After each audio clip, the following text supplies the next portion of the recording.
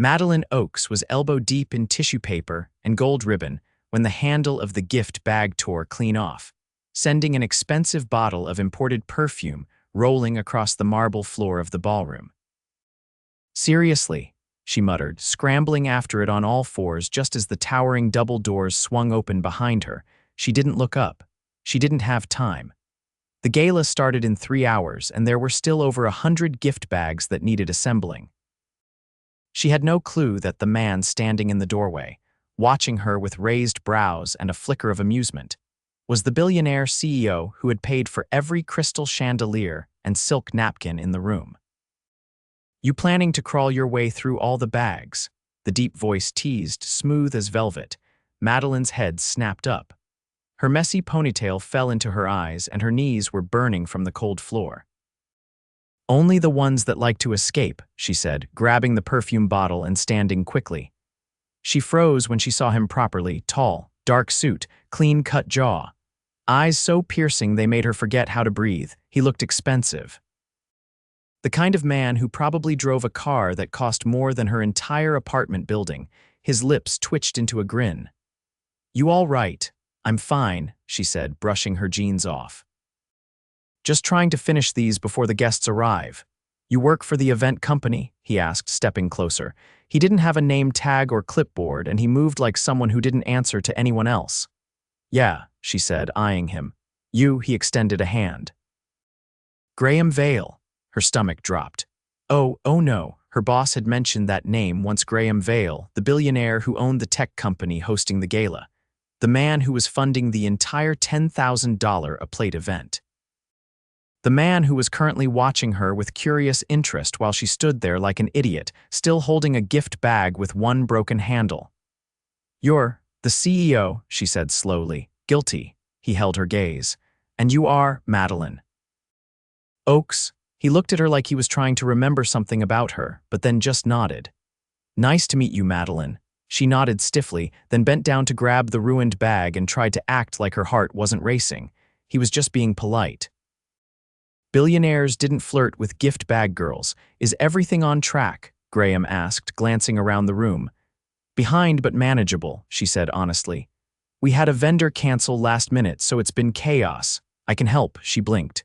"You want to help?" "With gift bags," he shrugged off his jacket and set it neatly over a nearby chair. "Why not?" Madeline stared. "You're a billionaire, last I checked." He loosened his cuffs. "And I know how to fold tissue paper. I think I'll survive." He knelt beside her at the long table, picked up a bottle of cologne, and started assembling a bag like he'd done it 100 times. She watched in disbelief.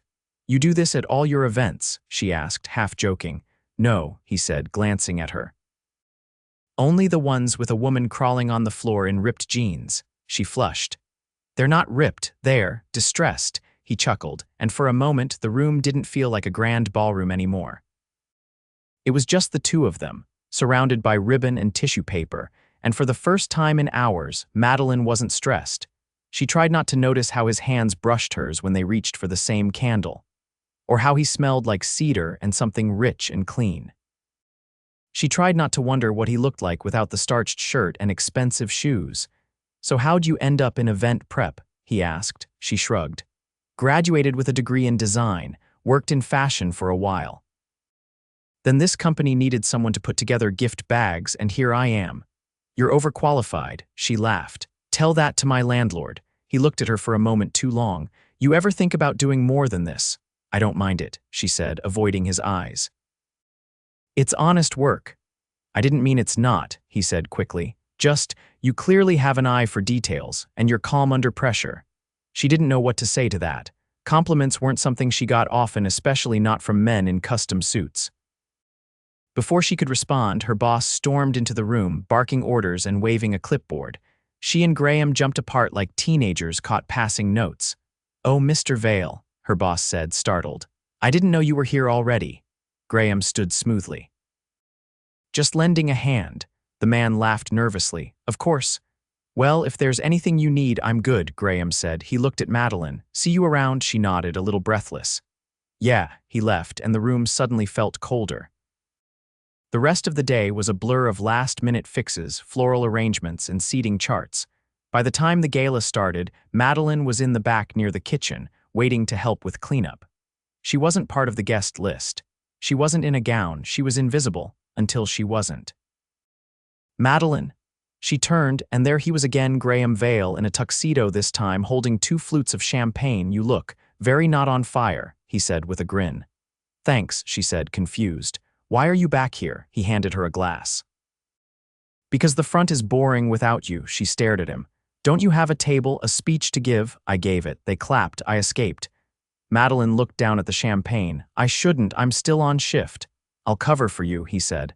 "One drink." She hesitated, then took a sip. They ended up on the balcony, the city glittering around them, the noise of the gala fading behind glass doors.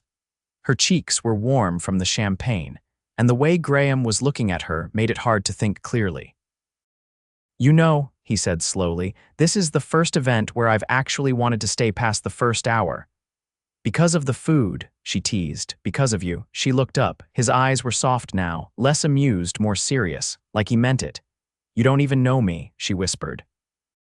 He stepped closer. "I want to." She didn't stop him when he brushed a strand of hair from her cheek, didn't move when his hand lingered or when his thumb traced the edge of her jaw, and when he leaned in, she met him halfway. The kiss was soft, quick, but it changed everything. "I should get back to work," she said, heart racing. "I'm not going anywhere," he said, voice low. She turned to leave, her fingers trembling. Neither of them noticed the way the city lights sparkled brighter than usual that night, or how, behind them, the champagne glasses were left untouched. Madeline didn't expect to see him again. The gala ended with her sweeping confetti off the marble floor in borrowed flats, while the elite filed out into the night with their valet tickets and diamond-draped dates. By the time she caught her breath, Graham Vale had vanished. No note, no card, not even a glance goodbye. She tried not to think about it too hard. A kiss on a balcony didn't mean anything to men like him. Especially not when it came from someone whose whole job revolved around making things look pretty and staying invisible while doing it. 2 weeks later, she was restocking candles in the studio's back room when her manager poked her head in, flustered and blinking. "There's a man in the front asking for you," she said. "And he's very well dressed." Madeline wiped her hands on her apron. "Customer?" "Not exactly. He asked for you by name." She stepped into the front room and immediately froze. Graham stood beside the front counter, holding a single orchid in one hand and scanning the display of silk runners like he'd never seen one before. His eyes lit up when he saw her. "You tracked me down," she said, stunned. "I asked the event company where you worked," he said. "They were less than helpful, but your name was on a vendor invoice. Took some digging." She crossed her arms, unsure if she wanted to be flattered or annoyed. "You came all the way downtown for a flower." "I came for you," he said. "The orchid's just a peace offering." She stared at him. "For what?" "For disappearing. I had a board meeting fly in from Singapore the next morning. I wanted to reach out sooner, but I didn't have your number." She slowly walked over and took the orchid. It was fresh, real, pale purple and delicate. "You could have sent an assistant. I wanted to see your face when I asked you to have dinner with me." Her heart kicked hard in her chest. "Dinner? Tonight or tomorrow or next week if you're busy." "Why?" His face shifted slightly, not playful now, sincere. "Because I haven't stopped thinking about you since the gala, and I'm not in the habit of waiting around when something feels right." She hesitated. "I don't have anything fancy to wear." "It's not a gala," he said. "It's just dinner with me." She studied him. He looked out of place in the studio, too tall, too tailored, too polished, but somehow he didn't seem impatient or superior. He looked like he actually wanted her to say yes. "Fine," she said, "but I'm not ordering the lobster." He smiled. "You can order the whole left side of the menu if you want."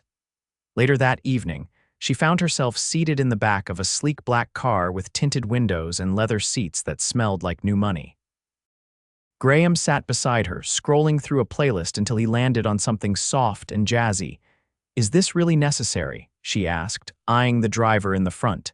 "Absolutely," he said. "We're going somewhere with a view." She didn't ask questions. She just watched the skyline shift around them, until the car pulled up to a rooftop restaurant with a glass elevator that opened directly onto a terrace. Her breath caught. The tables were set with gold-rimmed plates and flickering candles. The entire rooftop was lined with fairy lights, and there was a live pianist playing near the back. "This isn't dinner," she said, stepping onto the rooftop. "This is a wedding reception." He offered his arm. "Just dinner with a little bit of atmosphere." They were led to a table near the edge. The view stretched all the way to the river, and the air smelled faintly of jasmine and something buttery from the kitchen. Madeline sat down, trying not to fidget.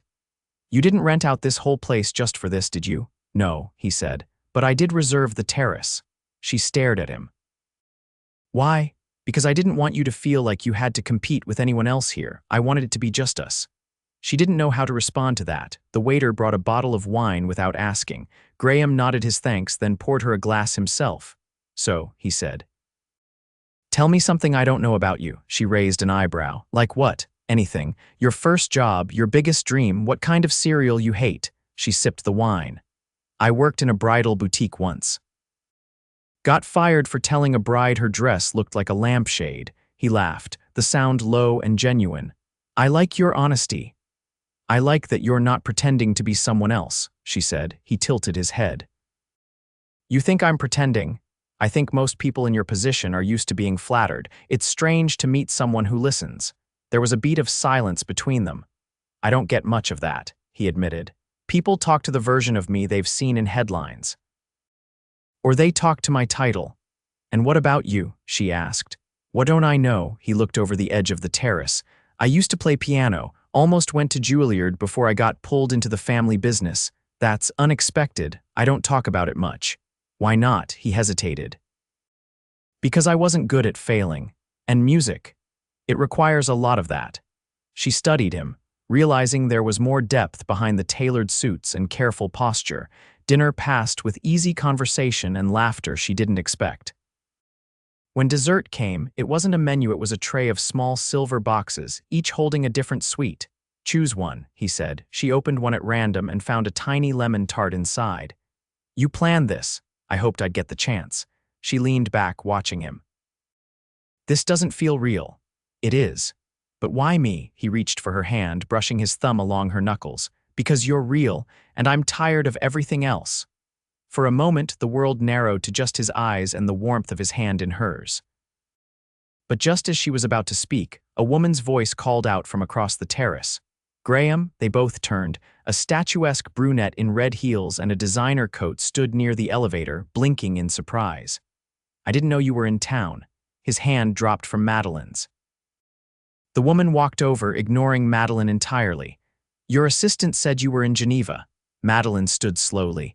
"You have company, I should go." "No," he said quickly.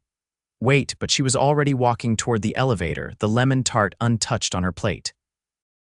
Madeline didn't return to her studio the next morning. She called in, citing a headache, though the real ache sat somewhere between her ribs. The kind that made it hard to breathe right. She spent the day curled on the worn leather couch in her apartment, staring at the same text Graham had sent hours after she left the rooftop. He'd said he could explain, but she didn't want explanations. She wanted to not feel ridiculous for thinking any of it had meant something. For believing a man like that could want a woman like her without strings, without a secret history, walking in wearing red heels and entitlement. By evening, she'd almost convinced herself it had all been a fluke, an indulgent billionaire playing at sincerity for the thrill of it. But then her landlord knocked. "Package for you," he said, handing her a white envelope with thick, expensive paper. There was no return address, just her name in graceful ink. Inside was a single card, the edges gold foiled. And a note handwritten in bold, even strokes. "I owe you honesty. Tomorrow, 7:30. Suite 49, Langford Hotel. No pressure, just trust." Gee, she stared at it long after the door closed. She knew the Langford. She'd helped decorate the ballroom there once. But Suite 49 wasn't a ballroom, it was the penthouse. She didn't decide to go until 5 minutes before she had to leave. She pulled on a black blouse, simple slacks, and the only pair of heels that didn't blister. She didn't wear makeup, didn't bother with jewelry. If he wanted to explain, he could do it without being dazzled. The elevator to the penthouse required a keycard. But when she arrived, the concierge simply nodded and handed her one without a word. The doors opened directly into the suite. It was quiet, warm. Floor-to-ceiling windows revealed the city in lights, and low music played from a speaker somewhere she couldn't see. The scent of citrus and cedar hung faintly in the air. Madeline. She turned. Graham stood near the fireplace, sleeves rolled to his forearms, no tie, no jacket, just him. He looked like he hadn't slept. "I wasn't sure you'd come," he said softly. "I wasn't either. Thank you." She didn't move any closer. "The woman, who is she?" he breathed in. "Lena, she's my ex-fiancée." Madeline's stomach turned. "Of course. It ended over a year ago." His voice was steady, but she heard something tight beneath it. "We were together for 3 years. Our families are connected socially, professionally. Everyone expected us to marry." She crossed her arms. "Why didn't you?" "Because I realized she didn't love me. Not really. She loved the life that came with me, the access, the image." "And what about you?" she asked. "I was in love with an idea, the kind of person I thought I was supposed to end up with. Until I woke up one day and realized I didn't recognize the man I'd become." Madeline studied him. "So when she showed up, what was that?" "Unplanned. She didn't know I was back in the city. She saw my name on a reservation list and took a guess." "You didn't say anything." "I didn't want to ruin the night." "It was already ruined." He flinched. "I'm sorry, I should have introduced you or at least explained, but I panicked. And I didn't want to drag you into something messy." She looked around the suite, the quiet elegance of it. "You live here. When I'm in the city, it's beautiful." "It's empty most of the time," he said. "I usually stay at the corporate residence uptown. But I wanted a space that felt like mine." She stepped toward the window, watching the lights flicker below. "So what is this, Graham? Some kind of escape from your real life?" "No," he said behind her. "You're not an escape. You're the first real thing I've felt in years." She turned slowly. "That's easy to say from the top floor of a penthouse." He walked closer, the tension in his eyes raw now. "I know I live in a world that feels far from yours, and I know I haven't earned your trust yet, but I'm asking for the chance to try." She didn't answer for a long moment. Her heart was screaming in one direction, her head in the other. "What are you actually offering?" she asked finally. "Dinner, conversation, a chance to prove I'm more than a name on a building." His voice dropped. "And maybe the possibility of something more if you'll let me." Her breath caught. He stepped closer but didn't touch her. "No games, no pretense, just me." She closed her eyes. "I don't know how to be part of your world." "Then don't be," he said. "Let me meet you in yours." She opened her eyes, and for the first time since the gala, she believed him. He reached into his pocket and pulled out a folded piece of paper. "I have something for you." She unfolded it.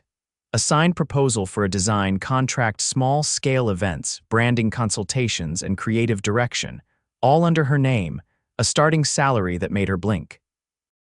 "I didn't ask for this," she said, stunned. "I know, that's why it's real. I can't accept a job because you feel guilty." "You shouldn't," he said. "Accept it because you deserve more than gift bags and because this has nothing to do with guilt." She looked up. "And everything to do with you," he met her gaze. "Everything." She didn't answer. She folded the paper carefully and slid it into her bag. "I need time," she said. "I'll wait," he replied. She walked to the elevator without looking back, heart beating hard. This time, when the doors closed, she wasn't running. She was thinking. Feeling. Beginning to believe that maybe, just maybe, the man behind the title wasn't a fantasy after all. 3 weeks passed. Madeline stood in the middle of a space that didn't exist a month ago. A converted loft in Soho, sunlight pouring through tall windows, fabric swatches spread out across a long reclaimed wood table. Her name was etched in gold on the door, Oakes Creative Studio. And for the first time in her life, she wasn't answering to anyone else's vision. She hadn't heard from Graham since the night at the Langford penthouse. Not directly, at least. But the contract had arrived the next morning, couriered in a leather folder with no note. It was clean, professional, and left entirely in her hands. No pressure, no strings, just a door left open, and she'd walked through it. The first job had been a small luxury retail launch. Then a fashion house asked her to consult on layout for an exclusive client preview. Now she was finalizing details for a private art exhibit. Word was spreading fast, and she knew exactly who had whispered it into the right ears. A knock interrupted her thoughts. She turned, surprised. The studio wasn't open to walk-ins. When she opened the door, her breath caught. Graham stood there, holding a rectangular box wrapped in plain paper. He was wearing a navy crewneck and dark jeans, more quiet elegance than boardroom, and his hair was slightly windblown like he'd walked instead of being driven. "I didn't call," he said. "I noticed. I wasn't sure if I should." Madeline stepped aside without replying, letting him in. He moved slowly, eyes scanning the space. "You did this," he said. "It's yours," she nodded. "Every inch, you proud." "I'm terrified," he smiled faintly. "That's how you know it matters." She closed the door behind him. "Why are you here?" He held up the box. "Because I saw something and thought of you." She hesitated, then took it. Inside, nestled in black velvet, was a vintage sketchbook, leather-bound, the edges worn smooth by time. The pages were blank, but the inside cover held an inscription for the one who sees the story before the lines take shape. "I know you don't need anything from me," he said quietly, "but I wanted to give you something anyway." She ran her fingers over the cover. "Where did you find it?" "A rare book dealer in Lisbon. I was there for a summit. I almost didn't go. You haven't reached out." "I didn't want to interfere. I thought maybe you needed space." "I did." And now Madeline met his eyes. "Now I don't know what we are." "I don't either," he said. "But I know what I want us to be." She crossed her arms. "And what does that look like in your world?" He stepped closer. "It looks like me being wherever you are, not just at galas or rooftops, at your studio openings. At bad coffee shops, on your worst days, not just the ones with candlelight and champagne." "And what if I fail?" she asked. "What if this whole thing crashes and burns? Then we rebuild it together." Her voice shook. "I don't want to get lost in your orbit, Graham. I don't want to be a beautiful distraction you forget when things get busy again." He didn't flinch. "You're not a distraction. You're the reason I've started to remember who I am outside the boardroom." They stood in silence, the weight of everything unsaid pressing between them. "I missed you," she admitted, "more than I wanted to." "I've missed you every day," he said. "I've wanted to come here since the minute I heard you sign the lease. But I didn't want to come with promises I wasn't ready to keep. And now I'm ready." She looked down at the sketchbook, then back at him. "I don't want to be another chapter you close." "You're not," he said. "You're the rewrite." She let out a shaky breath. "I don't need flowers or penthouses, I know. But I do need someone who shows up, not just when it's easy." He nodded. "Then let me show you." She didn't answer. She stepped forward instead, closing the space between them. When she kissed him, it wasn't the tentative, unsure brush of lips from the balcony. It was certain, grounded. A decision. He held her like she was something precious, not fragile like she was real. When they pulled apart, she rested her forehead against his. "You're late, you know." "For what?" "For being exactly what I needed." That night, they walked through the city together, no driver, no suits, no schedule. Just two people beneath a canopy of lights, finding a rhythm that didn't belong to anyone else. Weeks later, at the opening night of her biggest event, yet a private charity auction hosted in a reimagined historic train station, Madeline stood in a custom gown, clipboard in one hand, headset in the other. She didn't flinch when news crews snapped photos or when city elites paused to shake her hand. She was no longer invisible. And when Graham joined her near the marble staircase, his arm sliding easily around her waist like it had always belonged there, she turned into him with a smile that could ignite the sky. "You ready?" he asked. "For what?" "For the next chapter." She glanced around the transformed space, at the life she'd built from the ashes of 1,000 broken gift bags and late nights. Then at the man beside her, who had left the world he ruled to step into hers, not to rescue her, but to stand with her. "I'm ready," she said. And this time she meant it. The clink of silver against porcelain and the low murmur of conversation filled the ballroom as the final course was served.